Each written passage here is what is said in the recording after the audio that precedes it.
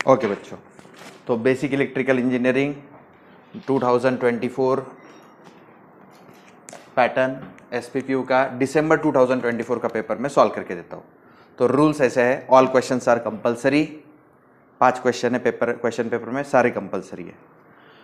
Attempt any one from each sub question, मतलब question number 1 में ऐसा दिया है ए बी, तो ए सॉल्व करो नहीं तो बी सॉल्व करो, इसके बीच में और है।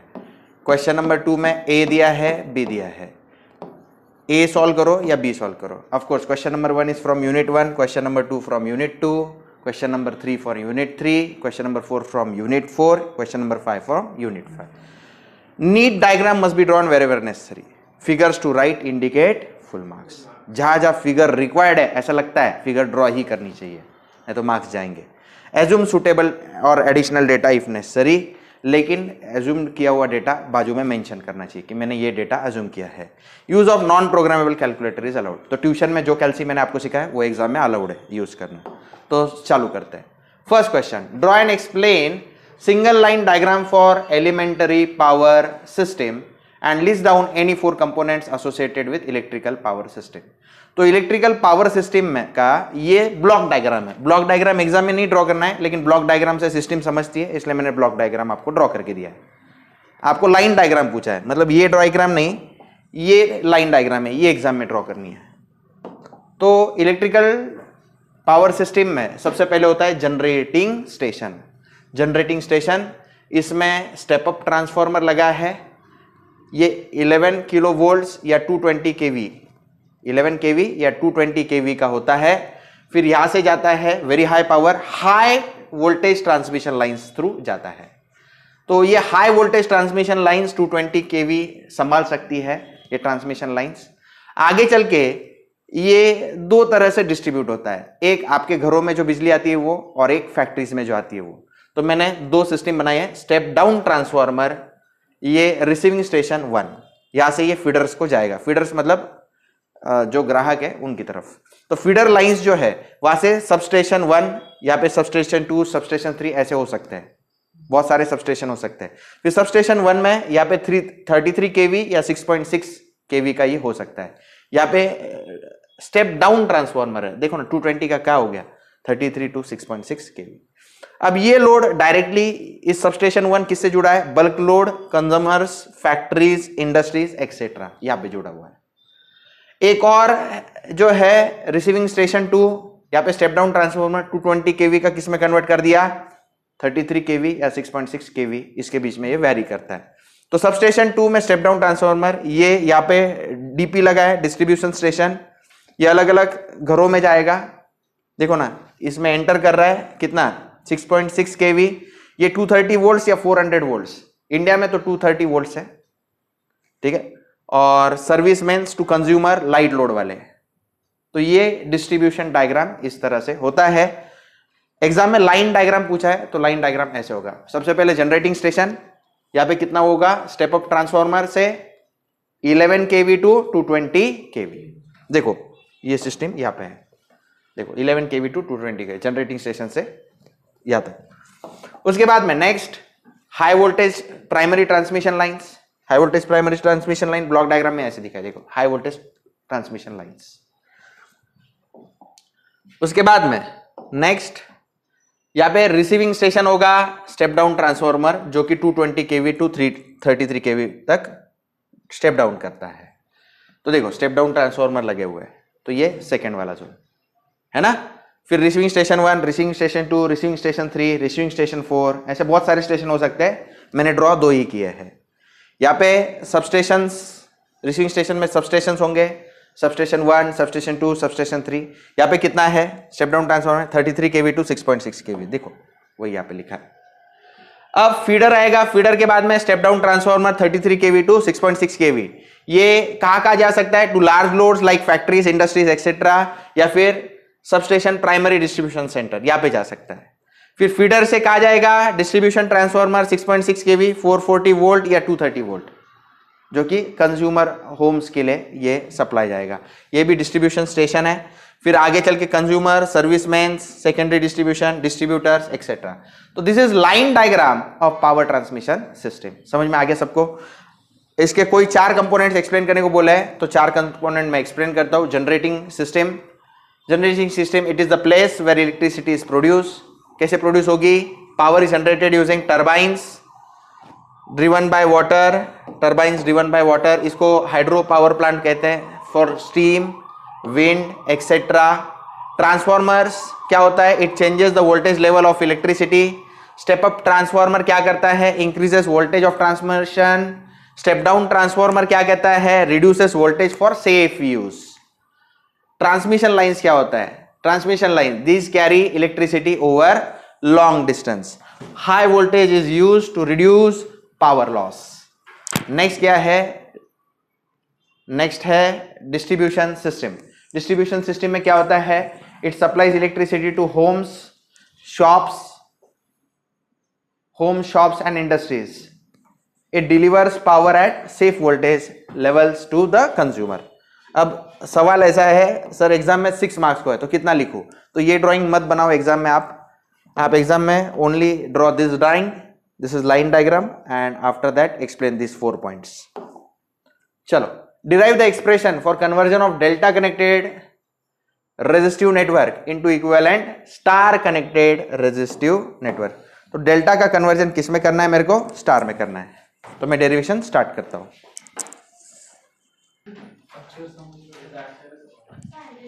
चलो, तो गाइस डेल्टा कनेक्टेड सर्किट है अपने पास। तो डेल्टा में क्या होता है? 3 रेजिस्टेंस आएंगे, एक दूसरे को डेल्टा शेप में कनेक्टेड है। ओके, अब इधर नंबरिंग में दे देता हूं। मान लो नंबरिंग ऐसा है 1, 2 एंड 3। इसको इक्विवेलेंट स्टार में कन्वर्ट करना है। स्टार मतलब अलग अलग रेजिस्टेंस एक ही जंक्शन पे मीट कर रहे हैं, इसको हम कहते हैं स्टार। ओके, इधर भी नंबरिंग है 1 2 3, 1 2 3। तो गाइस रेजिस्टेंसेस, यहां पे रेजिस्टेंस R1, ये R2 और ये रेजिस्टेंस R3। यहां पे 1 और 2 के बीच में है तो R12, 2 और 3 के बीच में है तो R23। ऐसे साइकिल में जाओ, 1 2 2 3, 3 और 1 के बीच में 3 1। तो ये डेल्टा सर्किट को कन्वर्ट करना है किस में? स्टार। अवेलेबल कौन से है फिलहाल मेरे पास? तो मेरे पास यहां पे अवेलेबल है ये 3 रेजिस्टेंसेस अवेलेबल है, R12, R23, R31। इन रेजिस्टेंसेस की वैल्यू अवेलेबल है, इसको मुझे स्टार में कन्वर्ट करना है। मुझे एक्सप्रेस क्या करना है? एक्सप्रेस करना है R1, R2, R3, R1, R2, R3 in terms of बोलो R12, R23, R31, इसमें एक्सप्रेस करना है। तो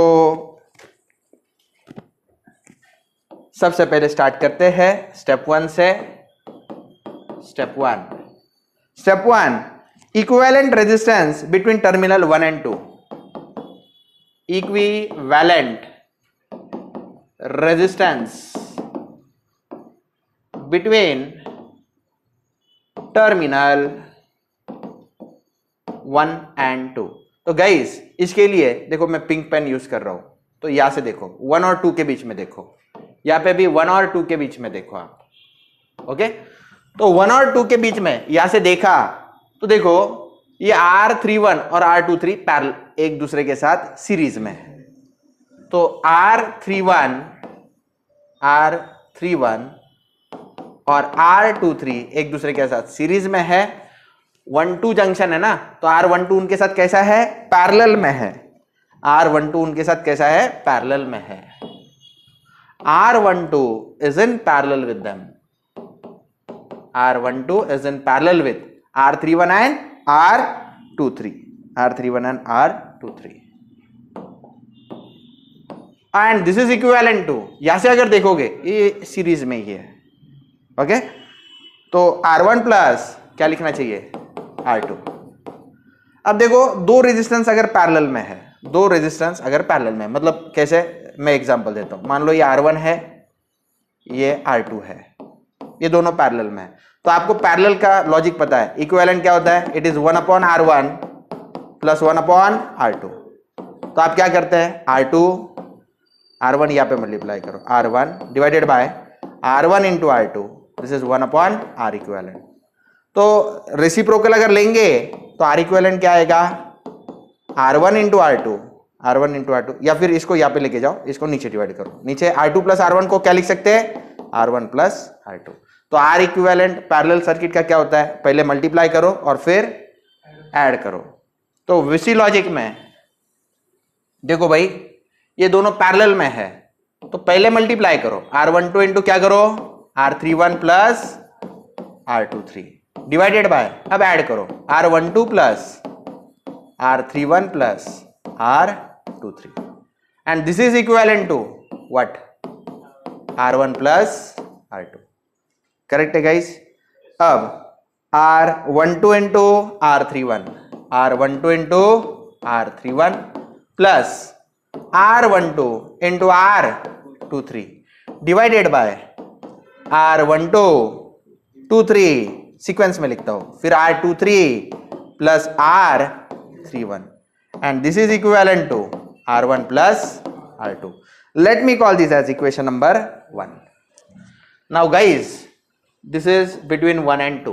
Similarly, I will go for equivalent resistance between 2 and 3. Step number 2, equivalent resistance between terminal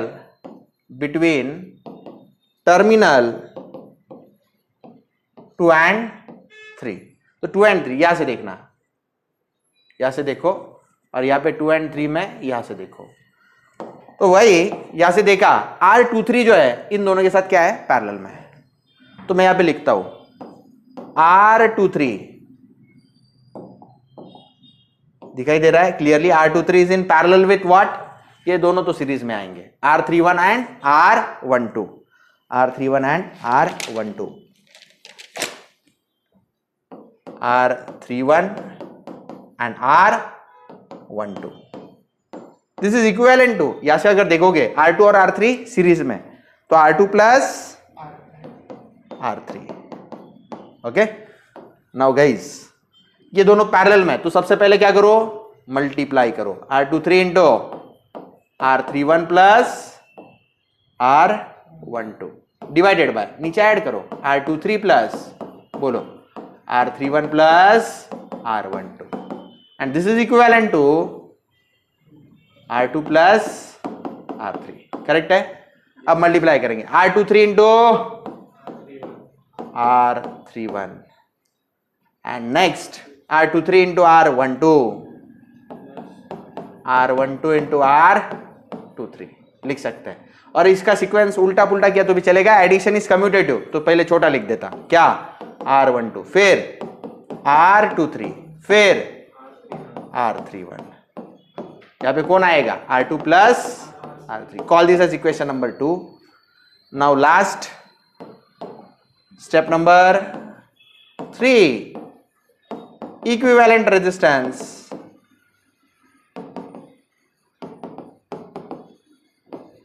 between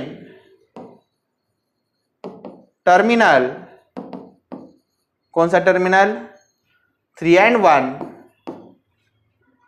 तो 3 और 1 के बीच में देखो, ब्लू कलर से मार्किंग कर देता, ऐसे देखना है दोनों के बीच में, यहां से देखो, तो यहां से देखा R31 is in parallel with R21 and R23, तो मैं यहां पे लिखता हूं R31 is in parallel with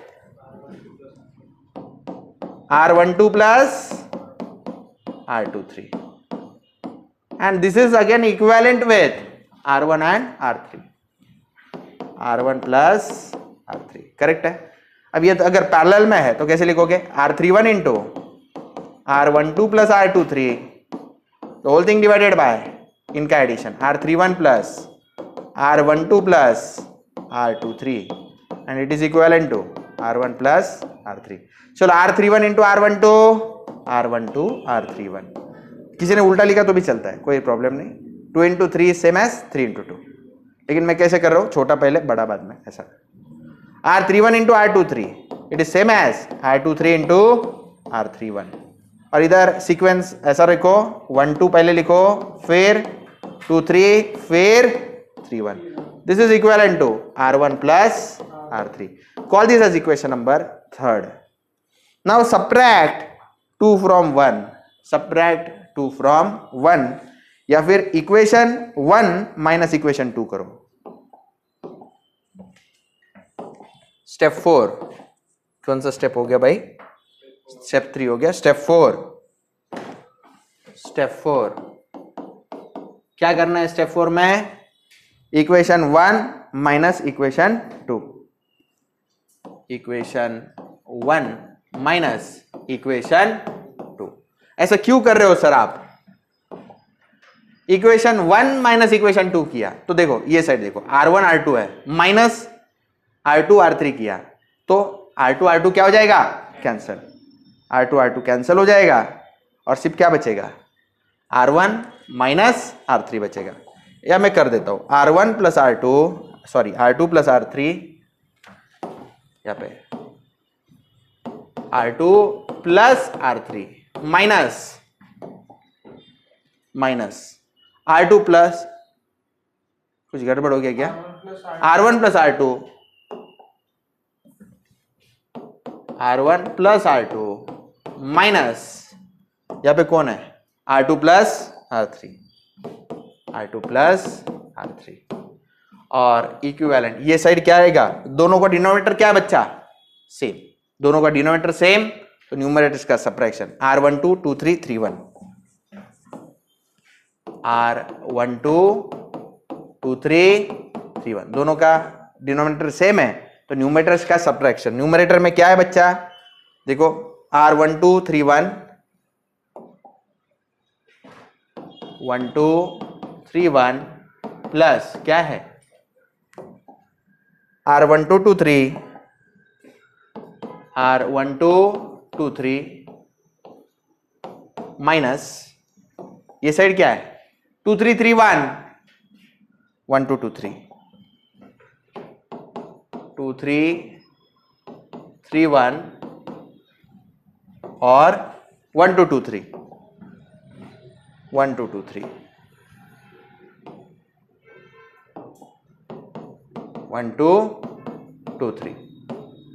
guys देखो R12 3 1 R12 R23 minus into this side minus R23 3 1 plus into minus minus R12 2 3, the whole thing divided by R12 plus R23 plus R31, and this is equivalent with what, R1 plus R2 minus R2 minus R3, minus into R2 minus R2 minus into plus minus R3। now guys reason to smile, R2 R2 cancel, और यहाँ पे 1 2 2 3 1 2 2 3 cancel, और ये क्या हो गया R12 R31 minus R23 R31 divided by बोलो R12 plus R23 plus R31 is equivalent with R1 R3, R1 minus R3। do we have R1 and R3? yes, we have R1 plus R3। अब equation number 3 और equation number 4 दोनों में R1 R3, दोनों को क्या करो, add करोगे तो R3 R3 cancel. Step number 5,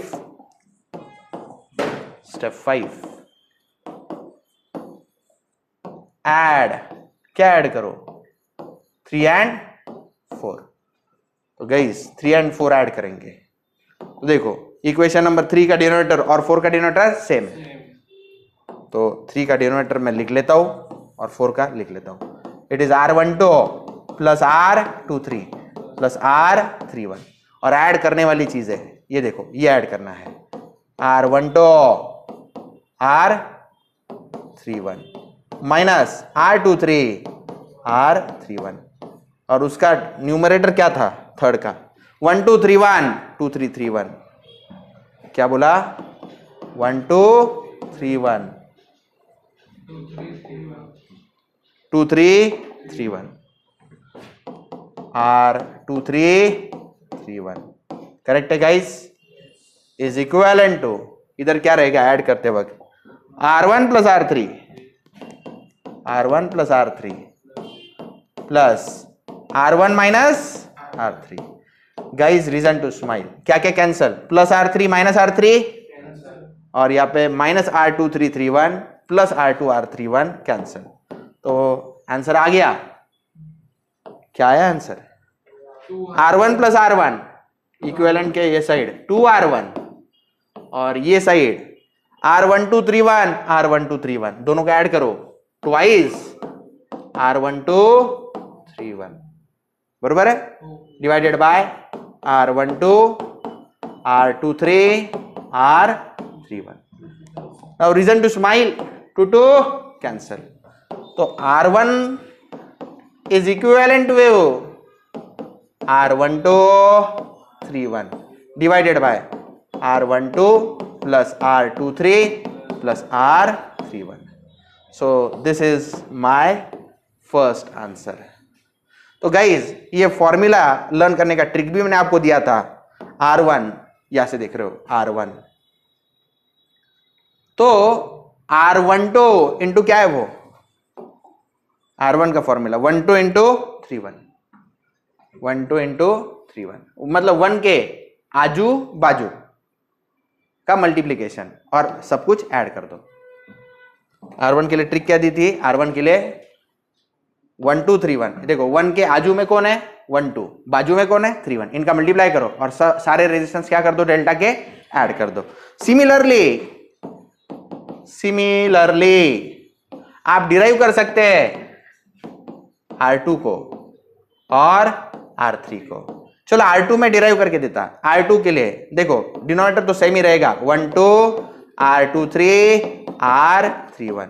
R2 के लिए आजू बाजू कौन है, 2 के आजू में कौन है 1 2 एंड 2 3,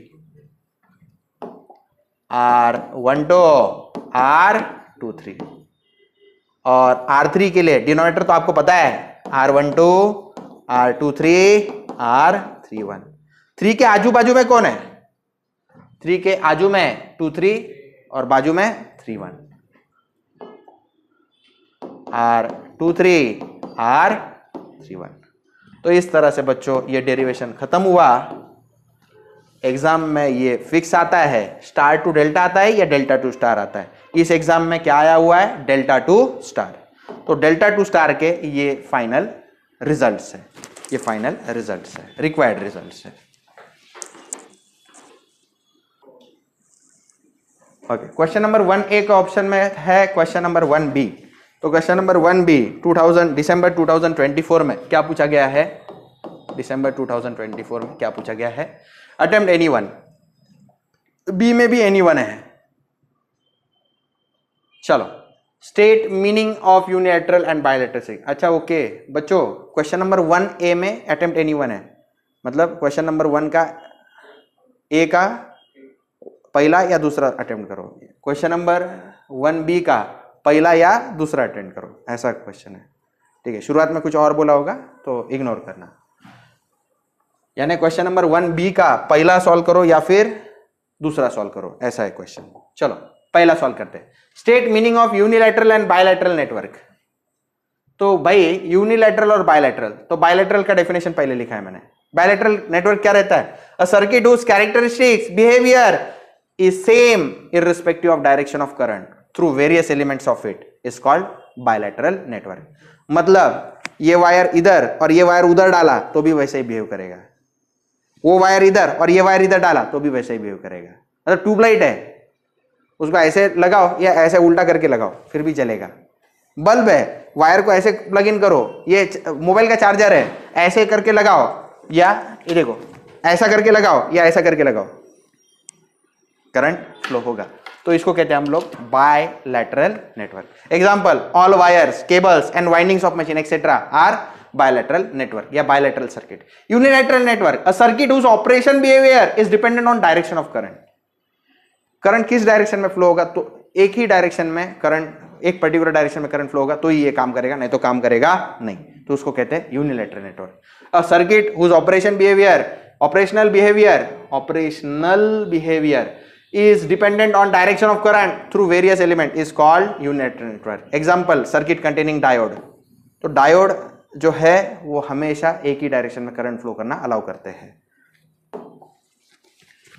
तो उनका क्या कहना है, state meaning of unilateral and bilateral network, 8 marks का समय। तो डेफिनेशन मैंने दे दिया, 2 मार्क्स हो गए। एंड फाइंड करंट थ्रू 5 ओम, ये सर्किट दिया है, find current through 5 ohm resistance bye loop analysis method. Loop analysis method से 5 ओम वाला जो है उसमें मुझे करंट फाइंड आउट करना है। तो मैं आपको करके दिखाता हूं। ये सर्किट मुझे रीड्रॉ करना पड़ेगा। चलो, तो सर्किट रीड्रॉ कर देता हूं। क्या है वो सर्किट, देखते हैं। ओके, तो सर्किट कुछ ऐसा था। लूप एनालिसिस मतलब केसीएल केवीएल यूज करके, this is plus, this is minus, this is 120 volts. यहां पे क्या था बच्चा, 2 ओम्स, यहाँ पे 3 ओम्स, यहाँ पे 40 वोल्ट्स, और ये जुड़ गया। यहाँ पे क्या है, 4 ओम्स, क्या ये 5 ओम्स, और ये जुड़ गया। तो उसने पूछा है मुझे करंट थ्रू 5 ओम्स चाहिए। चलो लूप लेना पड़ेगा मुझे। तो पहला लूप ऐसे ले लेता है, दिस इज लूप 1। तो लूप 1 में देखो, बैटरी अगर होगी, बैटरी का ये नेगेटिव एंड, ये पॉजिटिव एंड। लूप जिस डायरेक्शन में जा रहा है उस डायरेक्शन में, लूप जिस डायरेक्शन में जा रहा है उस डायरेक्शन में साइन देंगे। तो देखो ऐसे जा रहे हैं, तो पहले आएगा प्लस, बाद में आएगा माइनस, पहले आएगा प्लस, बाद में आएगा माइनस। लेकिन बैटरी अगर है तो बैटरी के लिए वैसा नहीं, बैटरी का हायर एंड जो है वो पॉजिटिव रहेगा, लोअर एंड क्या रहेगा, नेगेटिव। ओके, अब मान लो यहां से करंट जा रहा है I1, यहां से करंट जा रहा है I1। Let us assume I1 is greater than I2। यहां से करंट I1 जा रहा है और इस सर्किट से जा रहा है I2। तो यहां से जाएगा I1 क्योंकि बड़ा है, तो यहां पे लूंगा मैं I1 माइनस I2। ठीक है, चलो लूप 1 में, तो लूप 1 में मैंने पोलैरिटीज मार्क कर दी है। हाँ, तो लूप 1 में अप्लाई करूंगा KVL, Kirchhoff's voltage law, summation of all voltages is equal to 0। चलो -2 प्लस इज प्लस, तो plus 120। Now plus to minus is minus. Voltage formula क्या है, V is equal to IR, V is equal to IR या RI। R कितना है 2, I कितना है I1, 2I1। सबको समझा? ओके, फिर यहां से +2 minus is minus 3 into current कितना है I1 minus I2, +2 minus is minus 40 is equal to 0। तो चलो इसको रीअरेंज करते हैं, -2I1 minus 3I1 minus of minus +3I2। ये 120 माइनस 40 इज 80 वो साइड गया तो -80। तो -2I1 minus 3I1 is -5I1 plus 3I2 is equal to -80। Call this as equation number 1। उसके बाद में गाइस लूप 2 लेंगे, loop second, apply KVL, apply Kirchhoff's voltage law. चलो बोलो भाई, लूप सेकेंड में कैसे करोगे? लूप सेकेंड में पोलैरिटीज मार्क करो। इधर ऑलरेडी पोलैरिटीज मार्क है, इधर चेंज नहीं करेंगे। इधर बोलो हाँ, ऐसे लूप के डायरेक्शन में जा रहे हैं, इधर प्लस तो इधर माइनस, इधर प्लस तो इधर एरो जा रहा है, वहां पे पहले प्लस बाद में माइनस। ये अजम्पशन है, मियर अजम्पशन है। चलो बोलो भाई, तो जाते plus to minus is minus 4 into current कितना I2, plus to minus is minus 5 into current कितना I2, फिर minus to plus is plus 40, minus to plus is plus 3 into I1 minus I2 is equal to 0। तो guys minus 4I2 minus 5I2 plus 40 plus 3 into I1 minus 3 into I2 is equal to 0। 40 वो side लेके जाओ, minus 40, और I1 के terms ले लो 3I1, सही है। I2 के ले लो, minus 4I2 minus 5I2 minus 9I2, minus 9 minus 3 is minus 11I2। Call this as equation number 2। अब इनको मैं कैल्सी में सॉल्व करके देता, दो इक्वेशन दो अननोन में सॉल्व करके देता। चलो कैल्सी लेने का, हाँ सेटिंग्स में जाओ, ऑन करो पहले, हाँ settings, reset, initialize all, yes. इस पर जाओ, इक्वेशन में जाओ, इक्वेशन में साइमल्टेनियस इक्वेशन, दो अननोन। चलो पहले इक्वेशन में I1 का कोएफिशिएंट कितना है माइनस 5, फिर I2 का 3, फिर माइनस 80, तो माइनस 5, I2 का कोएफिशिएंट 3 और ये माइनस 80 इक्वल टू, फिर सेकेंड इक्वेशन में I1 का कोएफिशिएंट 3, I2 का माइनस 11, फिर माइनस 40, फिर 3 इक्वल टू, फिर माइनस 11 इक्वल टू, फिर माइनस 40। तो गाइज ये आ गया, ये आंसर ऐसा नहीं चाहिए। फॉर्मेट में जाओ, डेसिमल 21.73 I1 का वैल्यू आया, फिर I2 का वैल्यू, फॉर्मेट में जाओ, नीचे जाओ, डेसिमल 9.56। एक गलती हो गया बच्चा, यहाँ पे देखो, यहाँ पे minus 4 minus 5 is minus 9, minus 9 minus 3 is minus 12, तो यहाँ पे माइनस 12 चाहिए। तो करेक्शन कर लेते हैं, इसलिए आंसर्स गलत आए। चलो तो करेक्शन कैसे करते हैं, एग्जीक्यूट दबाओ, इधर लेके जाओ कर्सर को, हाँ इधर क्या चाहिए माइनस 12 इक्वल टू दबाओ। अब फॉर्मेट में जाओ, डेसिमल 21.17 है, और I2 का वैल्यू 8.62। तो गाइज आंसर आ गया है। I1 का वैल्यू कितना आया 21.17 एम्पियर, और I2 का value 8.62 ampere. Thus current through 5 ohm resistance is 8.62 amperes. This is the final answer. This is the final answer. Okay? इस तरह से आपको ये एग्जाम में सॉल्व करना है। अब यही सम मुझे दिया है using superposition theorem. Using state superposition theorem find current through 5 ohm resistance in figure 1। तो ये जो मैंने सम सॉल्व किया यूजिंग KVL KCL सॉल्व किया, लूप एनालिसिस, तो उसमें कितना आंसर आया 8.62। तो सुपरपोजिशन सॉल्व यूज करूंगा तो आंसर क्या आएगा, सेम आएगा। तो पहले state and explain superposition theorem में करता हूं। तो सुपरपोजिशन थ्योरम क्या होता है, तो आप समझ लो सुपरपोजिशन थ्योरम क्या होता है। इन एनी, वो प्रॉपर दिखाई दे रहा है, superposition theorem in any multi-source linear bilateral network, the current flowing or voltage across any element is algebraic sum of currents or voltage calculated considering each source individually and replaced all the other sources by internal resistance. If internal resistance are not given, replace voltage source by short circuit and current source by open circuit. तो ये superposition theorem है. Example देता हूं superposition theorem का. मान लो ये circuit है, इसमें कितने वोल्टेज सोर्सेस है? Voltage source V1, voltage source V2. और इसमें अगर बोल दिया जाए कि करंट निकालो AB का थ्रू ब्रांच AB या थ्रू करंट थ्रू R3, तो ये इसको पहले कंसीडर करते voltage V1, voltage source V1 consider करते हैं. V1 जब कंसीडर करते V2 को हटा देते हैं.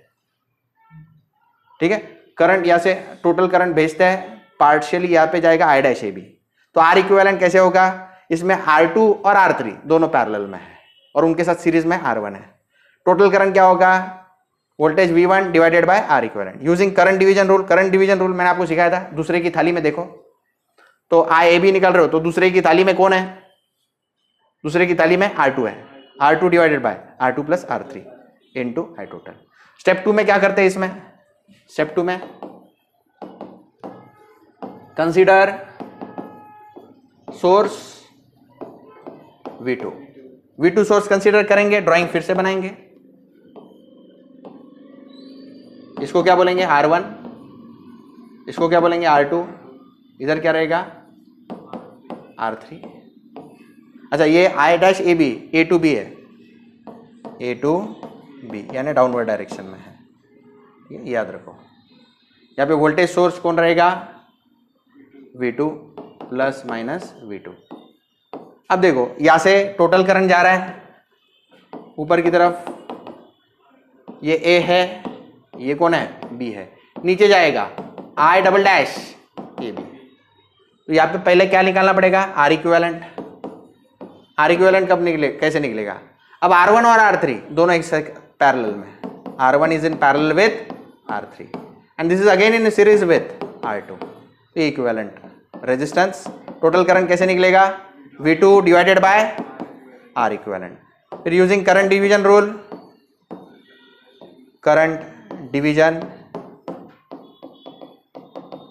रूल कैसे करते हैं?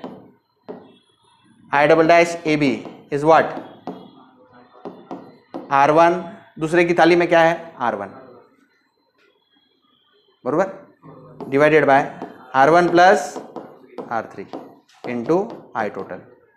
ये भी A टू B है इन डाउनवर्ड डायरेक्शन. और फाइनल स्टेप क्या रहेगा? इन दोनों करंट को क्या कर दो? ऐड कर दो. इसको बोलते हैं सुपरपोजिशन थ्योरम. इसको बोलते हैं सुपरपोजिशन थ्योरम.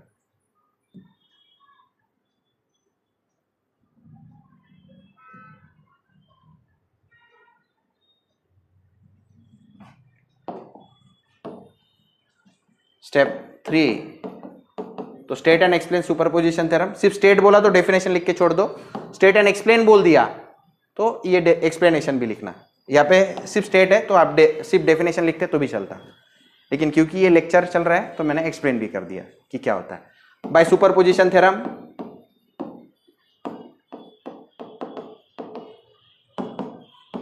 क्या होता है? IAB current through AB is what?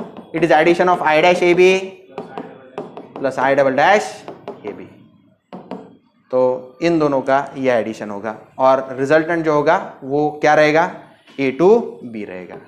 A to B कौन से डायरेक्शन में? डाउनवर्ड डायरेक्शन में. अब न्यूमेरिकल देखो. सुपरपोजिशन थ्योरम से इस न्यूमेरिकल को सॉल्व करना है. इधर कितने पावर सोर्स है? 2. एक 120 वोल्ट्स, एक 40 वोल्ट्स.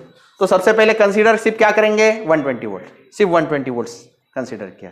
अब मुझे करंट थ्रू 5 ओम चाहिए तो ये A टू B इसको लिया तो भी चलेगा, क्योंकि जो करंट 4 ओम से पास होगा वही करंट 5 ओम से. तो A टू B इसको ले लिया. अब देखो यहाँ पे बैटरी से क्या निकल रहा है? Total current. टोटल करंट में से कुछ पार्ट 4 और 5 में जाएगा और कुछ पार्ट 3 में जाएगा. बरोबर है. मान लो ये 10 एम्पियर है, मान लो यहाँ से 7 एम्पियर जा रहा है तो यहाँ से 3 एम्पियर जाएगा और यहाँ पे फिर से कितना? 10. तो अब इक्विवेलेंट रेजिस्टेंस ये तो समझ में आ गया. 4 और 5 सीरीज में, 4 और 5 को ऐड करेंगे और ये किसके साथ पैरेलल में? 3 के साथ. तो 4 plus 5 is in parallel with what? 3 and this entire is again in series with what? 2. समझा ना? पैरेलल में या सीरीज में कैसे पता चलता है? करंट छोड़ के. मान लो यहाँ से 10 एम्पियर जा रहा है, यहाँ से 7 जा रहा है तो यहाँ से 3 जाएगा और यहाँ से फिर से कितना जाएगा? 10. तो ऐसा रहता है. तो ये सब मिलके 10 और यहाँ पे 10, इसलिए ये पूरे साथ सीरीज में +2। 4 + 5 इज 9। 9 और 3 पैरेलल में है, तो पैरेलल में तो कैसे करते हैं, पहले मल्टीप्लाई करो और फिर नीचे ऐड करो। 9 × 3 अपन 9 + 3, तो ये कैलसियम में करो 2.25 आएगा +2, कितना आया 4.25 ओम्स। इस सर्किट का equivalent resistance 4.25 ohms. Total current is what, total voltage divided by total resistance. तो वोल्टेज कितना है यहाँ पे 120 डिवाइडेड बाय आर इक्विवेलेंट 4.25, कैलसियम में करो 28.23। अब करंट डिवीजन रूल, मुझे ए और बी, ये मेरा ए है और ये कौन है बी है, इसके बीच में करंट है, इसके साथ पैरेलल में कौन है 3, तो दूसरे की थाली में कौन है 3, दूसरे की थाली में 3 है तो 3 ऊपर लिखेंगे, नीचे क्या लिखेंगे टोटल रेजिस्टेंस कौन है 3 + 4 + 5, ये total resistance into total current. Total current 28.23, इसके साथ मल्टीप्लाई करो 7.05 एम्पियर। ये कैसा है ए टू बी, नीचे की तरफ। ओके ओके, अब ये हो गया पार्ट 1। अब 120 वोल्ट मैंने कंसीडर करके जो करंट था 5 ओम रेजिस्टेंस में, 5 ओम रेजिस्टेंस में कितना था 7.05 एम्पियर। लेकिन अब 120 नहीं लेंगे, 40 लेंगे। 120 को नहीं लेंगे, किसको लेंगे 40 वोल्ट्स को लेंगे। तो 40 वोल्ट्स को लिया तो क्या हुआ, देखो गौर से सुनना। करंट, टोटल करंट यहां से जाएगा, टोटल करंट कहां से जाएगा यहाँ से, आई टोटल, कुछ पार्ट ये साइड जाएगा और कुछ पार्ट ये साइड जाएगा। मान लो यहां से 7 एम्पियर गया तो यहां से कितना जाएगा 3 एम्पियर, और फिर से दोनों मिलके यहाँ पे अंदर फिर से कितना एंटर करेगा 10 एम्पियर। एग्जांपल के लिए बताया मैंने, सबको समझ में आ गया। तो ये जो स्ट्रीम है और ये 2 ओम ये किस में है पैरेलल में, समझ में आया। तो 4 और 5 सीरीज में है, उनके साथ पैरेलल में कौन है 2 ओम, और सबका मिलके जितना करंट है उतना ही करंट 3 से जा रहा है, इसलिए 3 किस में है सीरीज। तो इस तरह पहचाना जाता है कि पैरेलल में है या सीरीज में है। तो आप देखोगे मैंने बराबर लिया, 4 और 5 सीरीज में है तो 4 + 5, ये 4 और 5 का ब्रांच 2 के साथ कैसे है पैरेलल में है, और ये सब मिलके 3 के साथ किस है सीरीज में है। 4 + 5 is 9, 9 is parallel with 2 and +3, 9 is parallel with 2, तो पहले क्या करो मल्टीप्लाई करो और बाद में ऐड, 9 × 2 डिवाइड बाय 9 + 2 +3। तो इसका आंसर 1.63 + 3 4.63 ओम्स। अब टोटल करंट निकालना है तो क्या करोगे, V2 divided by R equivalent. V2 is 40 volts and R equivalent is 4.63, तो कितना आया 8.63 amperes using current division rule. अब देखो मेरे को इसमें ए बी का करंट चाहिए, तो इसके कंपटीशन में कौन है 2 है, तो दूसरे की थाली में क्या है बच्चा 2 डिवाइडेड बाय टोटल खाना कितना है 2 + 4 + 5, सही है, इनटू टोटल करंट। तो 2 डिवाइड बाय 2 + 4 + 5, 2 + 4 + 5 कितना होता है बच्चा 4 + 5 9, 9 + 2 11, 2 डिवाइड बाय 11 × 8.63, कैलसियम में करो कितना आता है 1.56 एम्पियर। ए टू बी ऐसे जा रहा है, बरोबर है ना। अब ये I"AB है, ये कौन है I"AB है, और ये कौन था, ये कौन था I'(AB। इन दोनों को ऐड कर दो by superposition theorem, total current है I'(AB + I'(AB। तो I'(AB कितना था 7.05 एम्पियर, और ये कितना है 1.56 एम्पियर। ए टू बी कौन से डायरेक्शन में, नीचे की डायरेक्शन। तो टोटल करंट 8.6 एम्पियर है। तो current through 5 ohm resistance is what 8.6 ampere. Current through 5 ohm resistance is what 8.6 ampere. मैं लिख देता हूं, पिछले बार भी यही आंसर आया है, 8.62 आया था कुछ तो भी। मैं लिखता हूं current through 5 ohm resistance is 8.6 ampere. तो देखते हैं पिछली बार क्या आया था यूजिंग KVL। देखो 8.62 आया था, तो दोनों केसेस में आंसर क्या आते हैं सेम आते हैं। तो इस तरह से ये पेपर खत्म हुआ।